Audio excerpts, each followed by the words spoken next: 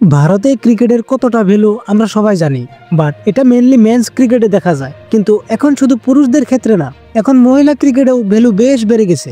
Yes guys, recently হয়ে যাওয়া women's বিশ্বকাপে final match India versus south Africa আমাদের ভারত জয় লাভ করে, যেখানে রোহিত শর্মা, সচিন তেন্ডুলকার, জয় শাহ আরও বড় বড় ব্যক্তি ছিলেন টিম ইন্ডিয়াকে সাপোর্ট করার জন্য ও উৎসাহ দেওয়ার জন্য। তারপর টিম ইন্ডিয়া জয় হওয়ার পর সব প্লেয়ার্সরাই মোদিজির সঙ্গে দেখা করে কোনো প্লেয়ার্সদেরকে তাদের দেশ থেকে খুশি হয়ে অনেক টাকা উপহার দিয়েছে।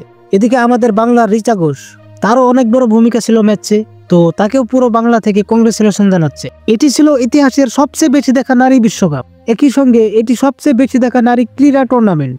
নেক্সট ফাইনাল ম্যাচের দর্শক সংখ্যা ছিল 2024 সালের পুরুষদের টি-20 বিশ্বকাপ ফাইনালের সমান। পরে এই নারী বিশ্বকাপের মোট দর্শক সংখ্যা গত 3টি নারী বিশ্বকাপের সম্মিলিত দর্শক সংখ্যার চেয়েও বেশি। শুধু জিও হটস্টারে ফাইনাল দেখেছে এই 185 মিলিয়ন, যেটা 18.5 কোটি মানুষ।